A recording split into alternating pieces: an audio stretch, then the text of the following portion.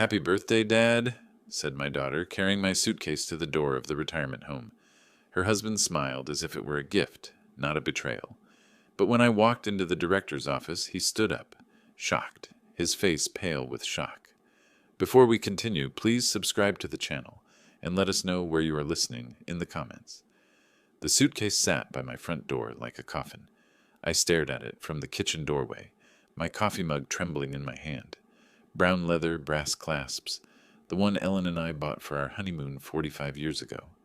But I hadn't packed it. Hell, I hadn't even touched it since we stored it in the closet after her funeral. My bare feet felt cold against the hardwood as I approached it. The zipper was pulled tight, corners bulging with hastily stuffed clothes. A slip of paper jutted from the side pocket, my handwriting but shakier than usual. Howard Lester, Silver Oaks Residential Care. "Meredith," I called toward the stairs, though I knew she wasn't here. The house echoed back my own voice, hollow and confused. Ellen's photograph watched me from the mantel, her silver frame catching morning light. In it she wore that blue dress from my 65th birthday, the last one we celebrated together. She'd insisted on baking my favorite cherry pie, even though her hands were already too weak from the treatments. "You spoil me," I'd told her that day. "That's what wives do," she'd laughed, flour dusting her cheek. The memory hit like a punch to the chest. Ellen would never have allowed this, whatever this was. My phone rang, cutting through the silence. Meredith's name flashed on the screen. "Happy birthday, Dad!" Her voice sparkled with artificial cheer. "We have a very special surprise planned for you today. Be ready at 2 o'clock sharp." "Meredith, there's a suitcase by my door. Did you—" "Just be ready, Dad." The warmth drained from her voice like water from a broken cup. "Don't make this harder than it needs to be." Harder than what needed to be? My throat tightened. "I was planning to bake your favorite cherry pie. Maybe you and Trevor could stay for dinner? Like we used to when— We'll see about that. Just be ready." The line went dead. I held the phone against my ear long after the dial tone stopped, as if holding on might bring her back. Might bring back the daughter who used to steal raw pie dough from my mixing bowl. My hands shook as I pulled ingredients from the pantry. Flour, sugar, the jar of cherries Ellen had canned our last summer together. I needed normal. I needed the ritual of measuring and mixing, the comfort of tradition. But the flour scattered across the counter when I dropped the bag. Sugar crunched underfoot. The cherries, Ellen's cherries, rolled red across the kitchen floor like tiny drops of blood. I caught my reflection in the window above the sink. 70 years old, silver hair uncombed, pajamas wrinkled from a restless night. When had I become this fragile stranger? When had my own daughter started speaking to me like I was already gone? The pie crust came together despite my trembling fingers. I rolled it thin, placed it carefully in Ellen's favorite pan, the ceramic one with tiny roses around the rim, the one Meredith always admired as a child. By 1:30 the pie sat cooling on the rack, filling the house with the scent of home. I set the dining table with our wedding china, 3 place settings arranged perfectly, white plates with golden edges, the ones we'd saved for special occasions, cloth napkins Ellen had embroidered herself. Maybe I was wrong. Maybe this surprise was something wonderful, a party, a celebration, a chance to feel like family again. Maybe the suitcase was for a weekend trip somewhere special. At exactly 2 o'clock, I heard tires on gravel. Through the lace curtains, I watched Meredith's silver SUV pull into my driveway. She sat in the passenger seat checking her phone. Trevor was driving, his profile sharp and focused. Neither of them looked toward the house where I stood waiting. The cherry pie cooled behind me, untouched. The suitcase waited by the door, packed with clothes I hadn't chosen, and something deep in my chest began to crack, like ice breaking on a spring river. I opened the door before they could knock, dish towel still clutched in my hands from the pie preparation. "Dad!" Meredith's hug felt rehearsed, her arms barely touching my shoulders before pulling away. She smelled of expensive perfume and impatience. Trevor's handshake was too firm, too brief. His eyes scanned past me toward the suitcase, calculating. "Ready to go, Howard?" "Actually, the cherry pie just finished cooling. Your mother's recipe, Meredith? Why don't you both come in? I've set the table with the good china, and I could wrap you a slice for—" "There's no time, Dad." Meredith's voice had that edge again, sharp as broken glass. We're already running late. Trevor was already lifting my suitcase, hefting it toward their car without asking permission. The casual violation of my space, my belongings, sent heat rushing to my face. Late for what exactly? I asked, but they were already walking toward the SUV. I took one last look at my house, the porch swing where Ellen and I used to watch sunsets, the garden she'd tended until her final summer, the door with its brass knocker worn smooth by decades of visitors. Would I see it again tonight? Tomorrow? They positioned me in the back seat like a child. Trevor's music played too loud, some electronic beat that made conversation impossible. When I tried to adjust the volume, Meredith shot me a look through the rearview mirror.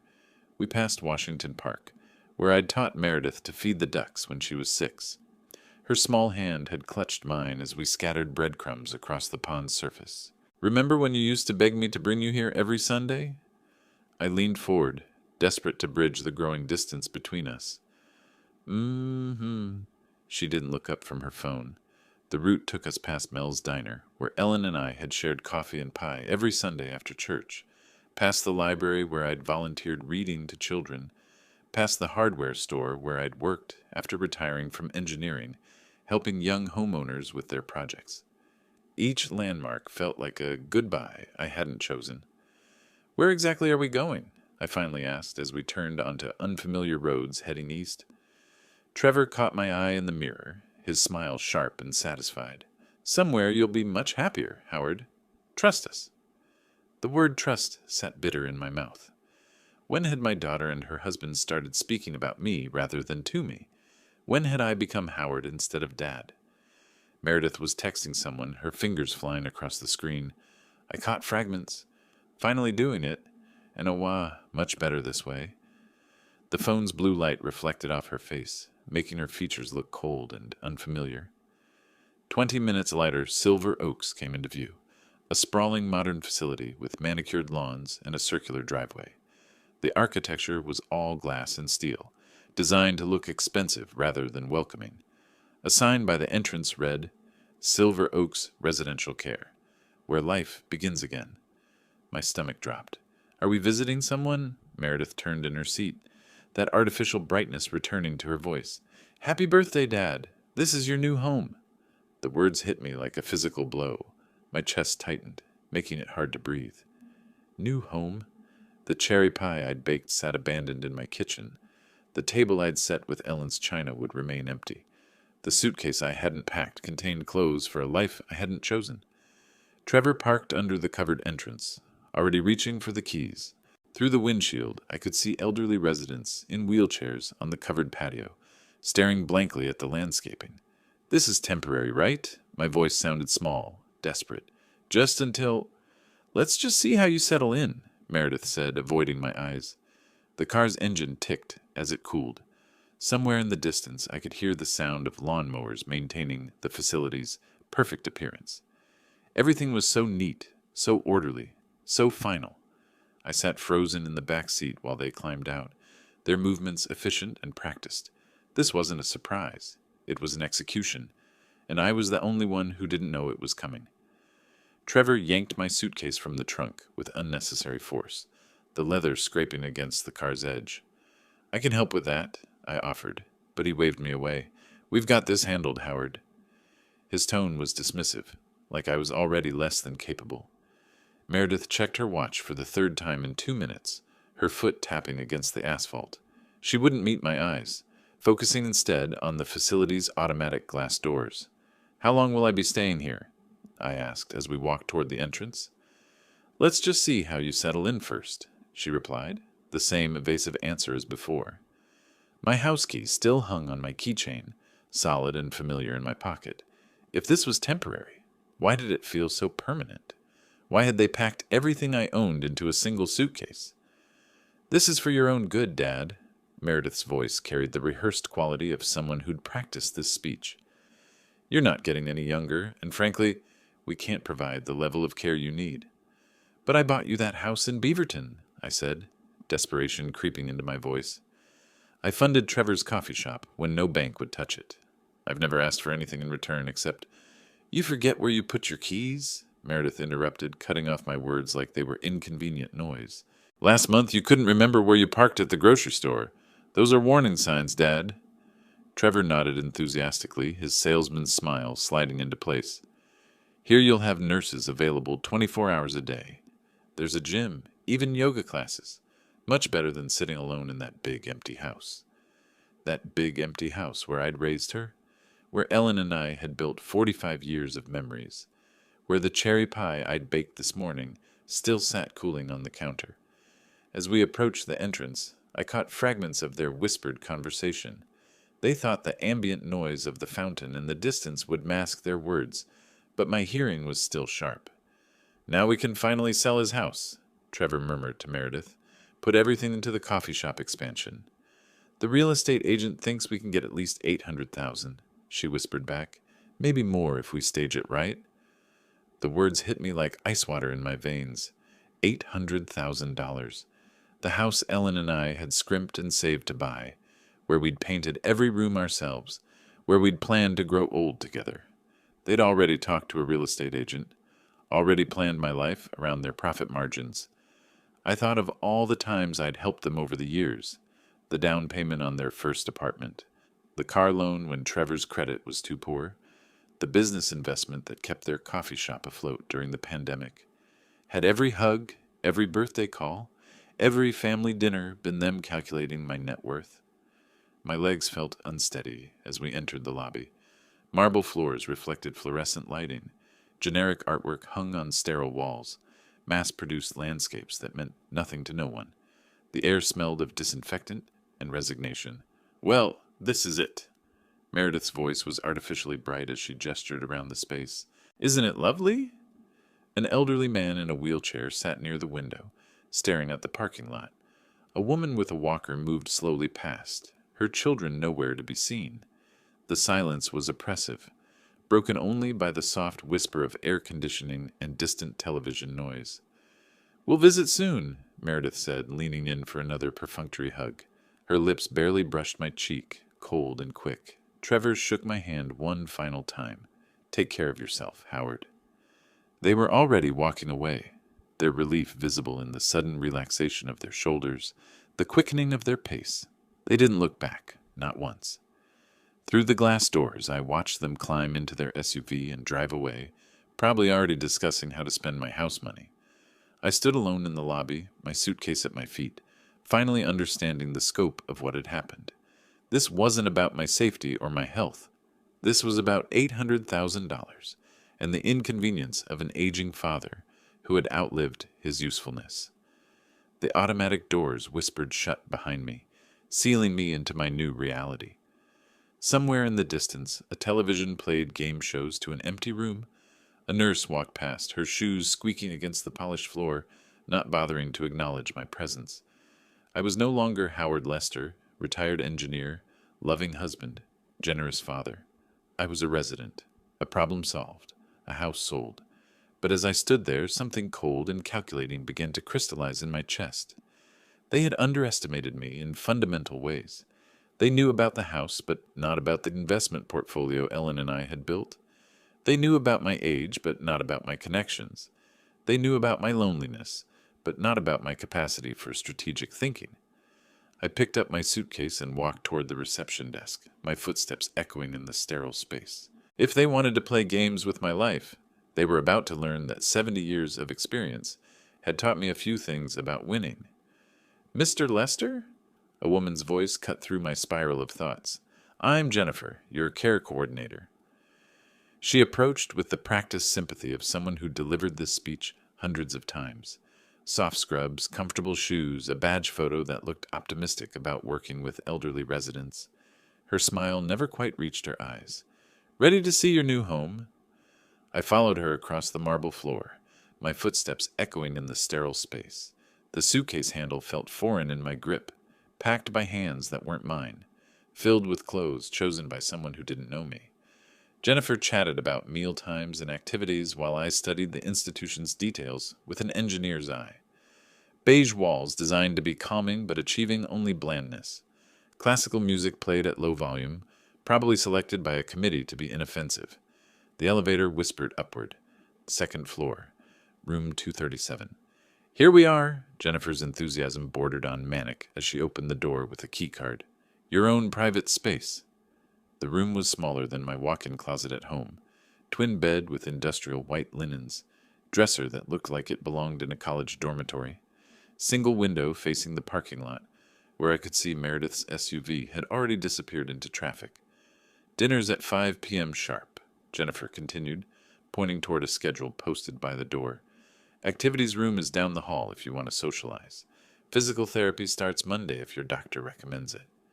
She left me alone with a cheerful promise to check on me later. The door clicked shut with institutional finality. Silence pressed against my eardrums. Outside, cars moved through the parking lot like blood cells through arteries, purposeful, going somewhere, living actual lives. I sat heavily on the bed, the mattress too soft, unfamiliar. The suitcase weighted like evidence of my diminished circumstances. My hands shook as I pulled the zipper open. Inside, shirts I recognized but hadn't worn in years, socks with holes Ellen would never have tolerated, underwear that belonged in the rag pile. But missing. Ellen's watch, the gold Rolex she'd given me for our 25th anniversary, engraved on the back, "Forever yours, E. Gone." The family photo albums that documented Meredith's childhood, our trips to Europe, 45 years of marriage, gone. My engineering notebooks, leather-bound volumes containing decades of invention ideas, business plans, the foundation documents, gone. I searched through every pocket, every fold of fabric. Nothing. She'd taken everything that mattered, everything that proved who I was, who I'd been, left me with the detritus of an old man's wardrobe. These old things just clutter up your space, Dad. Meredith's voice echoed in my memory from her last helpful visit. She'd insisted on organizing my closet, going through my dresser drawers. I'd been grateful for the attention, pathetically pleased she wanted to spend time with me. The silver cufflinks Ellen bought me for our first Christmas together, gone after that visit. Ellen's jewelry box, emptied during Meredith's spring cleaning session. She'd called it decluttering, said she was helping me simplify my life. She'd been erasing my life, piece by piece, memory by memory.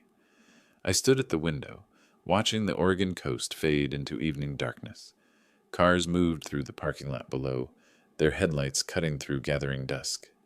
Normal people heading home to normal lives, while I stood trapped in this sterile box. But Meredith had made one crucial miscalculation. She saw a lonely old man, vulnerable and dependent. She didn't see the engineer who'd built a medical device empire from nothing. She didn't know about the foundation Ellen and I had created, the connections I'd maintained, the resources she'd never dreamed existed. Somewhere in the distance, I heard the soft ding of the elevator arriving, footsteps in the hallway, a staff member approaching the building entrance below. Time to remind everyone exactly who they were dealing with. I walked through Silver Oaks with purpose now, my stride confident, despite the institutional carpet designed to muffle sound.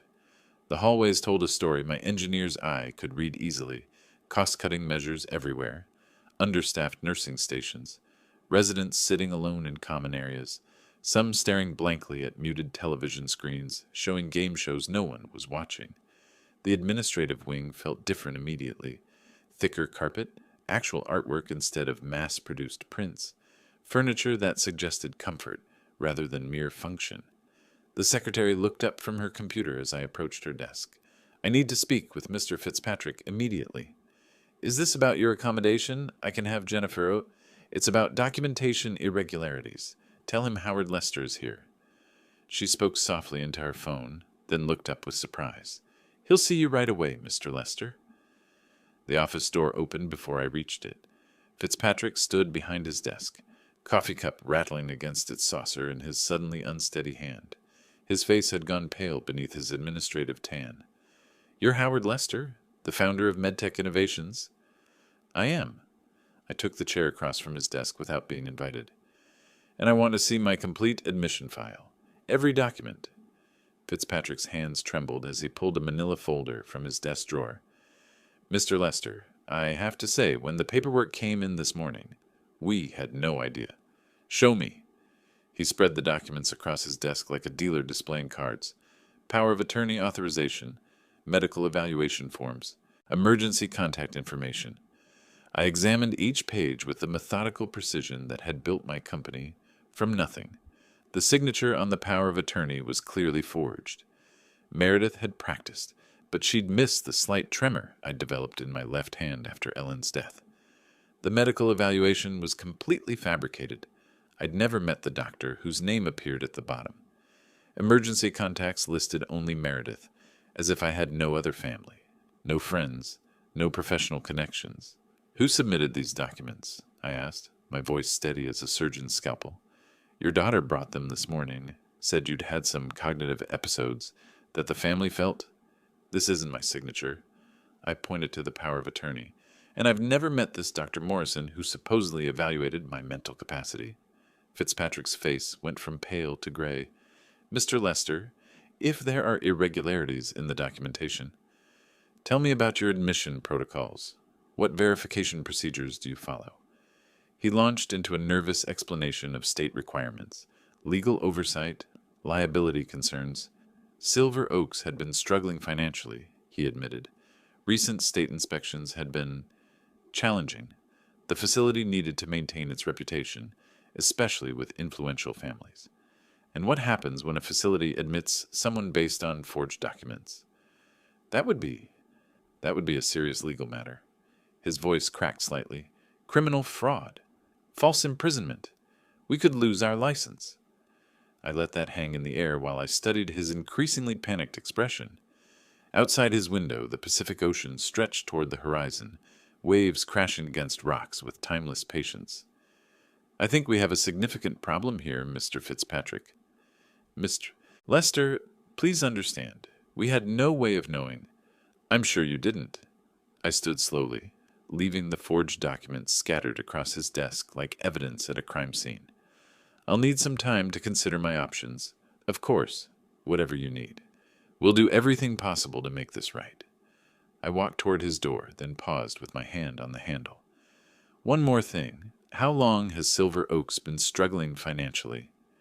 His silence told me everything I needed to know. The walk back to my room felt different now.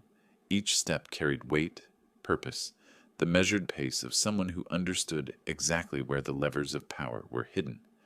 I observed the facility through new eyes, not as a victim dumped here against his will, but as someone who might soon be making decisions about its future. An elderly woman sat alone in the activities room, working a crossword puzzle with arthritic fingers. A man in a wheelchair stared out the window at the parking lot, waiting for visitors who might never come. The staff moved efficiently but without warmth, checking boxes on their charts rather than connecting with the people in their care. Back in room 237, I sat by the window as the Pacific Ocean darkened with approaching night. The waves crashed against the rocky coastline below, their rhythm as steady and relentless as time itself. Ellen used to love watching the ocean. "It makes our problems seem smaller," she'd say, her hand warm in mine as we stood on the deck of our house. Our house. The one Meredith planned to sell for $800,000. Memory pulled me backward to Silicon Valley in 1979, when personal computers were still experimental toys and medical technology meant stethoscopes and X-ray machines.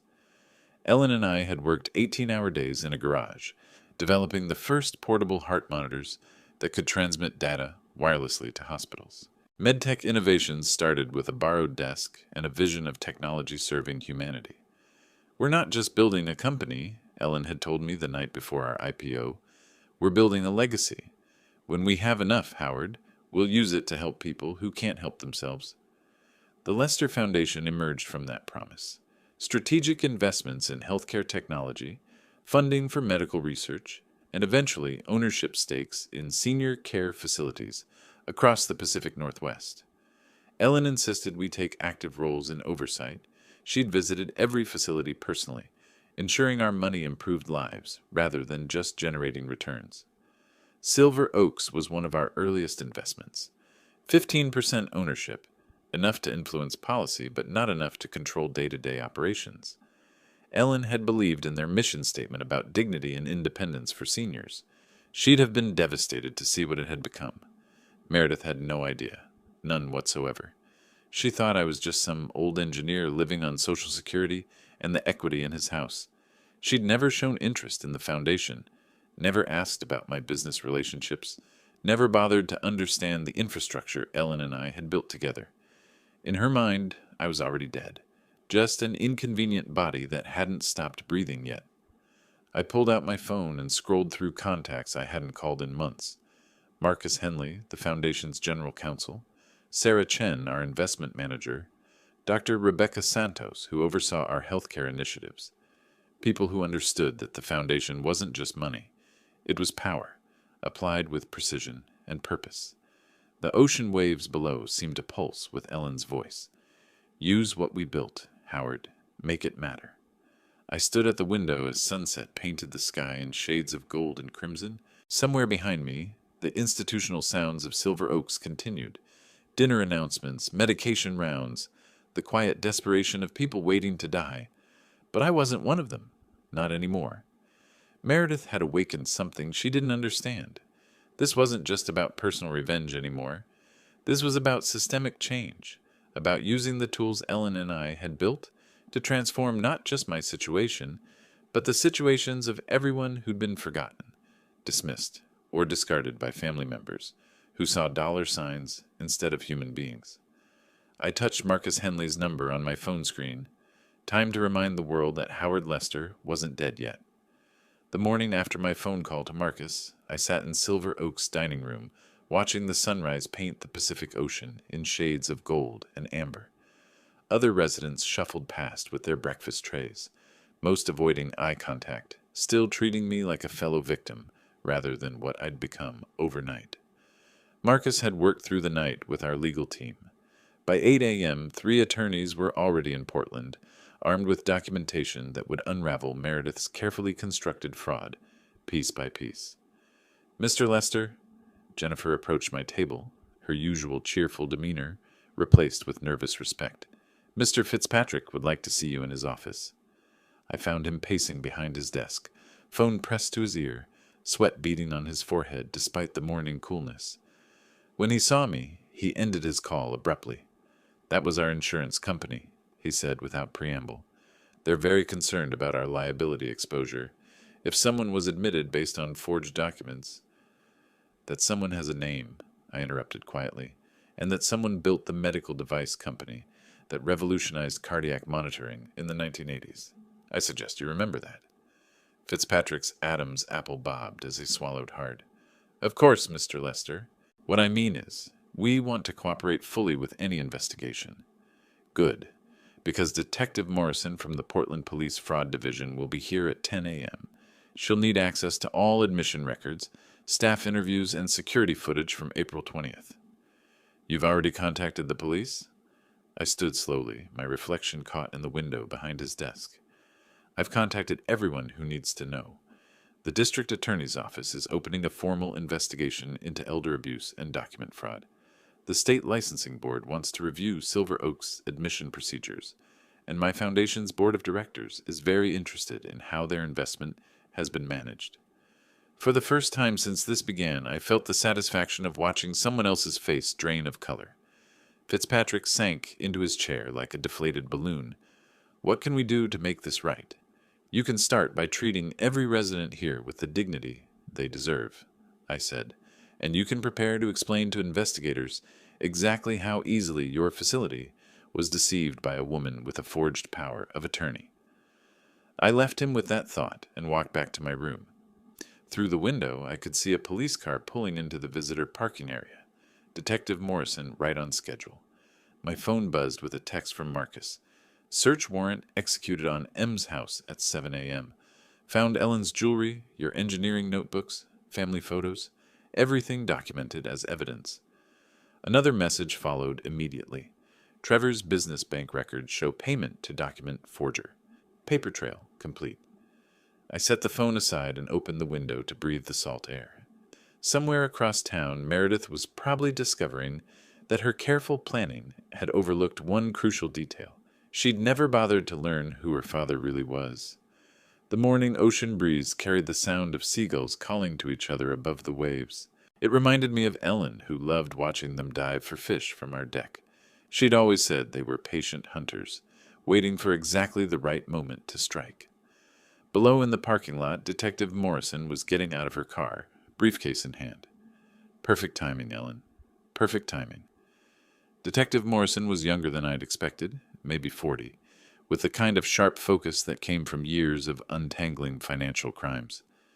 She set up her laptop in Silver Oak's conference room like a surgeon arranging instruments. Mr. Lester, I've reviewed the preliminary evidence your attorneys provided. This appears to be a systematic fraud spanning several months. Fitzpatrick shifted uncomfortably in his chair beside me. Detective, I want to emphasize that Silver Oaks had no knowledge of any irregularities. Mr. Fitzpatrick, Morrison interrupted without looking up from her screen. Your facility's procedures are part of this investigation. Please answer only what I ask. She turned to me. Let's start with the timeline. When did you first notice personal items missing from your home? Ellen's watch disappeared in February during what Meredith called a decluttering session. The family photo albums vanished in March when she helped me organize the den. My engineering notebooks, 40 years of invention notes, were gone after her April visit. Morrison typed rapidly. Did you confront her about these items? I trusted her. She said I was getting forgetful, that she was protecting valuable things from being misplaced. The admission tasted bitter. I believed my own daughter when she said I needed help. And the forged power of attorney? Fitzpatrick produced the document with shaking hands. Morrison examined it under a magnifying glass, comparing it to my actual signature on my identification. The stroke patterns are wrong, she noted. Whoever forged this practiced, but they couldn't replicate the slight tremor in your dominant hand. When did that develop? After Ellen's death. Stress-related. Meredith would have known if she'd paid attention. Morrison photographed the document from multiple angles. We found the original forge tool at your daughter's residence this morning, a practice pad with dozens of signature attempts. Also interesting, a receipt for the medical evaluation form from a company that produces fake documents for novelty purposes. Novelty purposes? Fake diplomas, joke certificates. Apparently also fraudulent medical reports for family members who want to declare relatives incompetent. The casual cruelty of it struck me like a physical blow. Meredith hadn't even used a sophisticated operation. She'd ordered my mental incompetence from a website like buying a gag gift. There's more, Morrison continued. Your son-in-law's business account shows a payment of $1,500 to someone named Derek Coulter, a known document forger with priors for elder fraud. He's already agreed to testify in exchange for reduced charges. Fitzpatrick made a strangled sound. $1,500 to destroy a man's life? Actually, Morrison said, consulting her notes, the payment was itemized as consultation services. Very professional. They even asked for a receipt. She showed me photographs from the search warrant execution, my dining room table covered with evidence bags, Ellen's jewelry laid out like pieces of a puzzle, my engineering notebooks, the leather covers worn smooth by decades of use, family photos scattered across the kitchen counter where Meredith had apparently been deciding which memories to erase. The interesting thing, Morrison continued, is how methodical this was. Your daughter created a paper trail, proving your alleged incompetence, while simultaneously stealing evidence of your actual achievements. It's like she was trying to rewrite history. Through the conference room window, I could see Edna in her wheelchair, reading a book in the courtyard. Lyle was setting up a chessboard nearby, though the chess club had been canceled months ago due to budget constraints. Normal people living diminished lives because institutions prioritized profit over dignity. Detective Morrison, what happens next? Grand jury indictment, probably within 2 weeks. Elder abuse, fraud, conspiracy, identity theft. Your daughter and son-in-law are looking at substantial prison time if convicted. She closed her laptop with a definitive snap. Mr. Lester, in 20 years of investigating financial crimes, I've never seen such a complete paper trail. They documented their own criminal conspiracy. After she left, I sat alone in the conference room, watching the Pacific Ocean through salt-stained windows. Somewhere in Portland, Meredith was probably consulting lawyers, learning that her father wasn't the helpless old man she'd thought she was erasing. My phone rang. Marcus. Howard, you need to see the evening news. The evening news played on every television at Silver Oaks. Residents gathered in the common room, their dinner trays forgotten as the anchor delivered the story that would define my daughter's legacy. Portland police have arrested a local businesswoman and her husband on charges of elder abuse and fraud. Meredith Walsh and Trevor Walsh allegedly forged documents to have her 70-year-old father committed to a care facility against his will. Meredith's photograph filled the screen, a professional headshot from her coffee shop's website, all smiles and artificial warmth. The irony wasn't lost on me. The victim, Howard Lester, is the founder of MedTech Innovations and a prominent Portland philanthropist. Police say the suspects systematically stole personal belongings and planned to sell his house to fund their failing business. Edna wheeled her chair closer to mine. "Mr. Lester, is that really your daughter?" Before I could answer, my phone buzzed. Meredith. After 3 days of silence, she was finally calling. "Dad, please, you have to call off the police. This is all a misunderstanding." I walked to a quiet corner before responding. "A misunderstanding? You forged legal documents. You stole Ellen's jewelry. You had me declared mentally incompetent. We were trying to help you.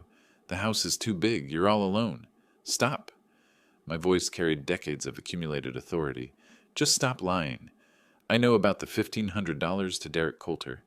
I know about the practice signatures. I know about your plan to sell my house." Silence stretched between us like a chasm. "Dad, if this goes to trial, it'll destroy our business. Aiden's college fund. You should have thought about Aiden before you decided to erase your father." I ended the call. 20 minutes later, my phone rang again. Aiden this time. "Grandpa, I just saw the news. I had no idea what Mom and Dad were planning." Hearing his voice, young, confused, ashamed, reminded me that innocent people get caught in the crossfire of other people's greed. "I know you didn't, son. Is it true? Did they really steal Grandma Ellen's things?" "Yes." A long pause, then, "I'm so sorry, Grandpa. If I'd known." "This isn't your fault, Aiden. Your parents made their choices. What happens now?" Through the window, I watched the sunset paint the ocean in shades of orange and gold. Ellen would have loved this view. She'd have forgiven Meredith instantly, found some way to excuse the inexcusable. But Ellen was gone, and I was tired of being everyone's victim. Now your parents face the consequences of their actions, and you decide what kind of man you want to become. The next morning, a news van was parked outside Silver Oaks. Trevor's coffee shop had a line of protesters holding signs reading, "Elder abuse is not business," and "Jail the thieves." Their Yelp reviews had plummeted overnight. My phone showed 17 missed calls from Meredith. I deleted them without listening. 2 days later, I walked into Silver Oaks conference room to find 5 board members standing respectfully around a polished mahogany table. The contrast with my last visit here was striking. Instead of being escorted like a confused patient, I entered as someone whose presence commanded attention. "Mr. Lester," Fitzpatrick began, his voice carrying none of its previous condescension, "we'd be deeply honored if you would consider joining our Patient Care Oversight Board." The other members nodded with the kind of deference usually reserved for major donors, which I supposed I was. "I accept," I said, settling into the chair they'd pulled out for me, "provided we prioritize resident dignity above profit margins." Board member Patricia Chen, a retired hospital administrator, leaned forward. "We've reviewed your preliminary recommendations. The chess club restoration, library renovation, art therapy program. What's the projected investment?"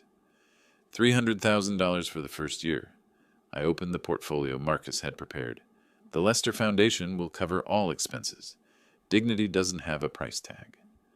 The room fell silent, except for the scratch of pens taking notes. I'd learned long ago that specific numbers make abstract concepts concrete. "Mr. Lester," asked board member James Rivera, "what's your timeline for implementation?" "Chess club resumes next Tuesday. I've already contacted Lyle Brennan to coordinate. He's an excellent player who's been languishing without intellectual stimulation. Library renovation begins Monday, with new large print books arriving Thursday. Art therapy starts the following week with students from Portland Community College." I slid photographs across the table, the empty activity room, outdated common areas, understaffed nursing stations. These aren't just budget items, they're people's lives. We toured the facility together, and I watched their expressions change as they saw silver oaks through resident eyes, rather than administrator convenience. Edna showed us her small collection of books, apologizing for their worn condition. Lyle demonstrated chess moves on an improvised board made from cardboard and bottle caps. This space could accommodate 20 chess tables, I told the group, gesturing toward the underutilized recreation room, and this wall would be perfect for displaying resident artwork. Board member Dr. Martinez nodded thoughtfully. The resident engagement would improve dramatically. Engagement, physical health, mental stimulation, family satisfaction, everything interconnected, I agreed. Quality care isn't expensive when you measure the right outcomes. Back in the conference room, I signed the board appointment documents, while they watched with something approaching awe. The foundation commitment papers followed, making the funding legally binding. One more thing, I said, capping my pen with deliberate ceremony. I want monthly progress reviews with resident input. Not surveys about satisfaction, but actual conversations about what they need to maintain dignity. Fitzpatrick practically vibrated with nervous energy. Of course, Mr. Lester, whatever you think best. Walking back to my room, I felt Ellen's presence in the hallway's improved lighting, in the plans taking shape, in the hope beginning to replace resignation on residents' faces. She'd always believed that money without purpose was just paper. Purpose without resources was just wishful thinking. I had both now. My phone rang as I reached room 237. Marcus with news about the media strategy for Meredith's case. Time to ensure the legal victory translated into lasting change.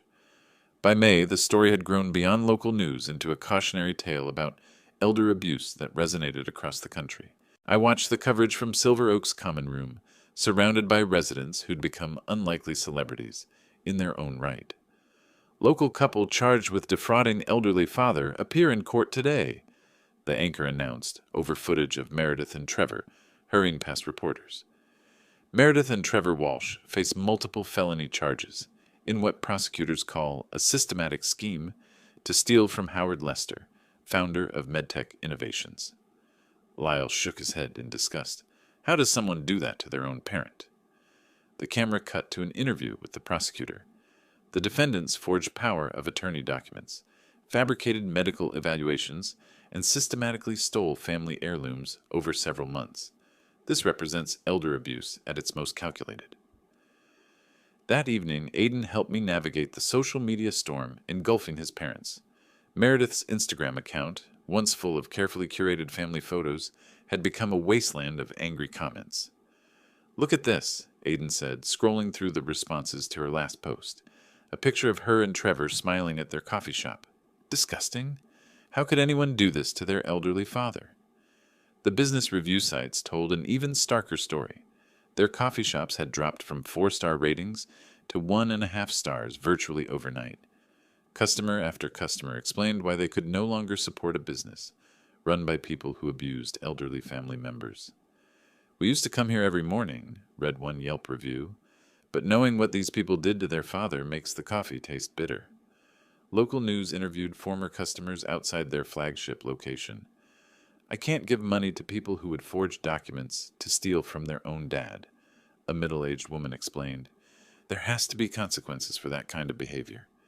Trevor appeared on a local business program, attempting damage control that only made things worse. When the interviewer asked about the forged medical evaluation, he stammered about misunderstandings and family dynamics. But Mr. Walsh, the reporter pressed, police found the payment to a known document forger in your business account. How do you explain that? His deer-in-headlights expression said everything. Within hours, clips of his fumbling responses were viral on social media, accompanied by hashtags like elder abuse is real and choose justice for Howard. Meredith attempted her own interview with a sympathetic local host, but the questions were sharper than she expected. We were trying to ensure his safety and well-being, she insisted, her composed facade cracking slightly. Then why forge legal documents? Why not involve your father in the decision? He doesn't always remember things clearly. Mr. Lester founded a medical technology company and runs a multi-million-dollar foundation. Hospital administrators across the region describe him as sharp and engaged. Are you suggesting they're all mistaken? The interview ended with Meredith walking off camera. By June, their business was failing. Local news reported on layoffs at their coffee shops, unpaid rent, potential eviction. The community had spoken with their wallets, and the verdict was unanimous. My phone rang one evening. Aiden, now 18 and preparing for college. Grandpa, I've been thinking about changing my major to nonprofit management. I want to learn how to run a foundation properly. Through my window, the Pacific Ocean reflected the sunset in shades of gold and crimson. Ellen would have been proud of the boy Aiden was becoming despite his parents' choices. That's excellent, son. The foundation will need leadership from someone who understands that true wealth lies in helping others. A year of transformation was almost complete. April 20th, 2025, exactly 1 year later, I stood in my own kitchen again, the morning light streaming through windows that faced the garden Ellen and I had planted together. The cherry pie baking in the oven filled the house with the same sweet scent as that terrible morning 12 months ago. But everything else had changed. My suitcase sat in the closet where it belonged. Ellen's jewelry box was back on our dresser, each piece carefully returned after serving as evidence. The family photo albums lined the living room shelves again, documenting happier times, when I still believed in my daughter's love. The doorbell rang at exactly 2 o'clock. Not Meredith this time. She was serving an 18-month sentence for elder abuse and fraud.